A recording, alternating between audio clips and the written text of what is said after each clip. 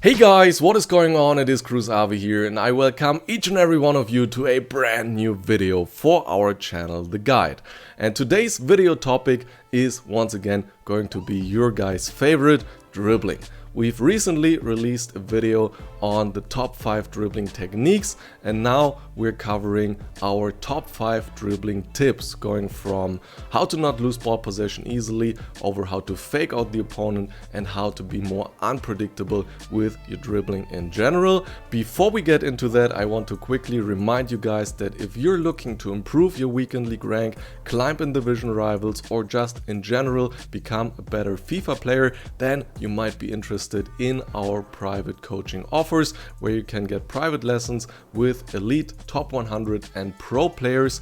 If you're interested in that, then check out the first link in the description to our coaching website, and there you will get all the additional information. And now please enjoy the video.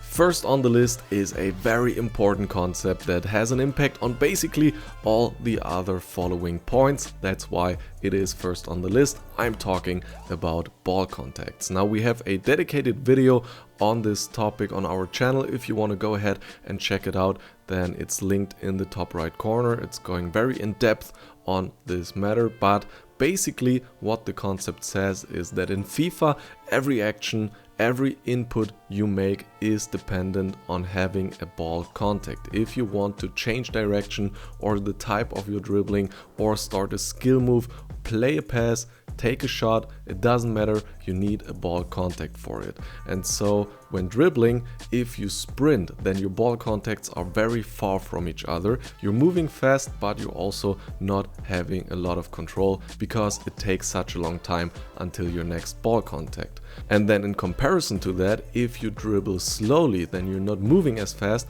but therefore you have a lot more ball contacts and they're closer to each other, and that's why you have a lot more control over the ball. So it's important that you always keep an eye on how close the opponent's defenders are to determine how much freedom you have with your next ball contact.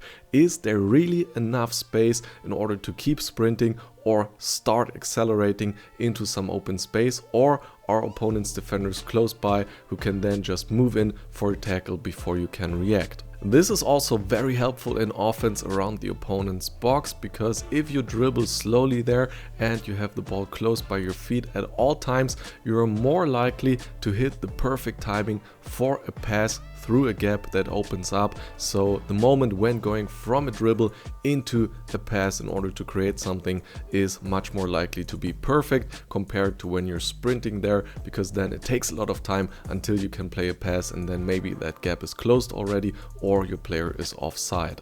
I can promise you that if you start to pay attention and manage to always have that one little contact before the defender reaches you with a tackle, it will be incredibly hard and frustrating for the opponent to win the ball back, and you will be able to create lots of space by outmoving defenders, and maybe there will even be a few rage quits because the opponent just doesn't want to deal with your dribbling skills.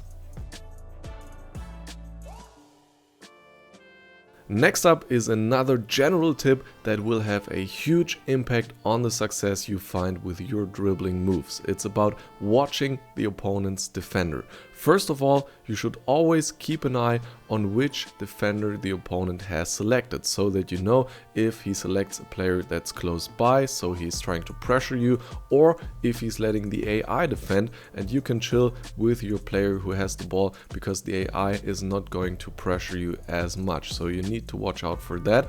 And then also you need to keep an eye on what exactly the opponent is doing with his defender.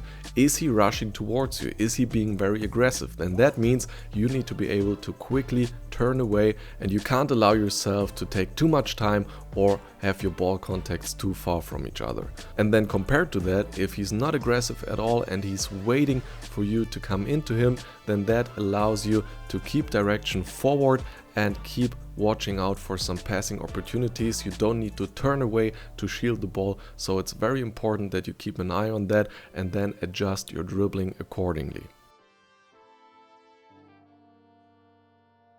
Another simple but so often overlooked concept is using your body to shield the ball. In order to avoid losing ball possession easily, you should always use the body of your player as a natural shield and think about putting it in between the ball and the defender when you're trying to turn. I see way too many players turning 180 degrees or 90 degrees directly into the opponent, and then if the opponent is anticipating well and is adjusting his defending a little bit, those are moments where he can easily win the ball back because you're basically turning into him. Instead, what you want to do is first turn away from the opponent, from his aggression, so that you put your body in between the ball and the opponent's defender, and then you can react to what the opponent is doing. If he's continuing to run in the current direction, you can then do a little circle, and by doing that completely juke out the opponent trying to tackle you.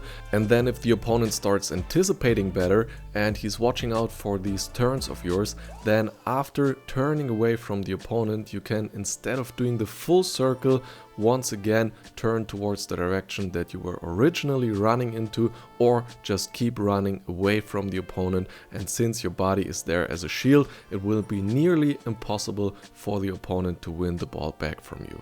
This is also very helpful around the opponent's box. We all know how frustrating it is when the opponent parks the bus, defends deep in his own half, and then you're letting the ball circulate around his box, waiting for this one gap, this one passing opportunity, but the opponent just rushes at you and just like that tackles the ball away.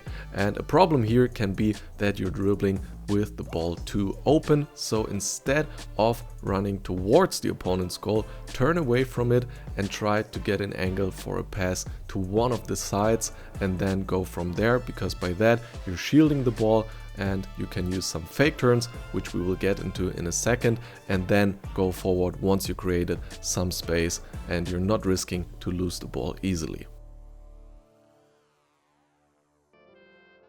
Speaking of fake turns, tip number 4 is exactly about using these fake turns in multiple different situations in order to create space, because one of the worst things you can do when dribbling is being predictable and always doing the same patterns. So what you want to avoid is dribbling into a certain direction, turning around and starting to dribble in the other direction for a few meters, and then once again turn around, dribble into another direction for a few seconds, because that's a pattern very predictable for the opponent. Instead, what you want to do is implement some fake turns. So that means that you're dribbling forward, let's say, and then you do a little wiggle upwards or downwards in order to fool the opponent and make him think that you're about to turn around to continue dribbling into another direction. But then in the next second, what you're gonna do is you're gonna start running or just dribbling into your original running direction. So this little wiggle was just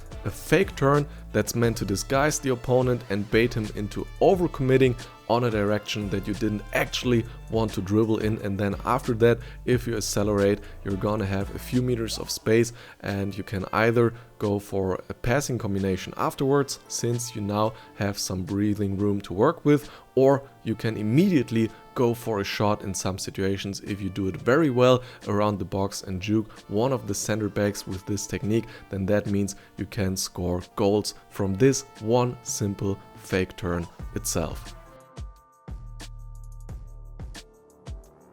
And last but not least, for tip number 5, we have being unpredictable with your dribbling direction. And this is something that's hard to implement because it takes a good read on the game and being able to predict what options the opponent will think you're going for next in your attack in order to then do something which will totally surprise him. But it's definitely worth to put in the time to analyze and actively think about patterns that you have in your game and how to break them. So some examples here would be that you have a passing opportunity on one side of the pitch, or you have all your players in attack around the box on one of the sides, and then you're originally facing towards that direction and dribbling towards these players, and the opponent will most likely think that up next you're going to play a pass to one of these players. But what you're then instead gonna do is start running towards the completely other direction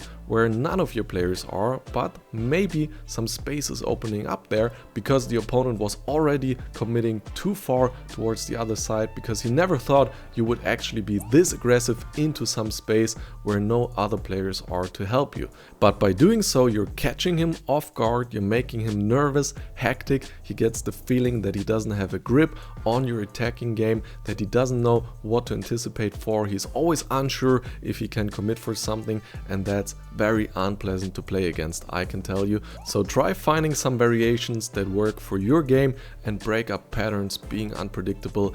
Another example would be, and this one I actually learned from the current world champion Mooba, I saw him doing this first. It's when you're running down one of the sides with your wingback and then you're threatening to continue the play with a pass or even a through ball to your winger on that side, but instead of doing so, suddenly you're starting to cut inside into the opponent's half with your wingback, and then there you're not going for some passes, but you're trying to go for a run and sprint into some directions that your opponent doesn't anticipate for, and suddenly new space will open up, new attacking patterns will arise, because normally you would never have your left back in that position and your other players all available. So that's another example which can score you goals if done well. Just be creative with figuring out these different options. That's it for our top 5 dribbling tips video, guys. I hope that it helps you out. I'm sure that if you combine it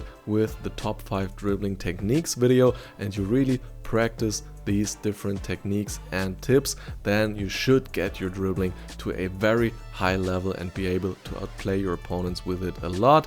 If that's the case, then please leave a like, since it helps out the video massively. It gets it recommended to more people and also grows our channel, allows us to help out more FIFA players.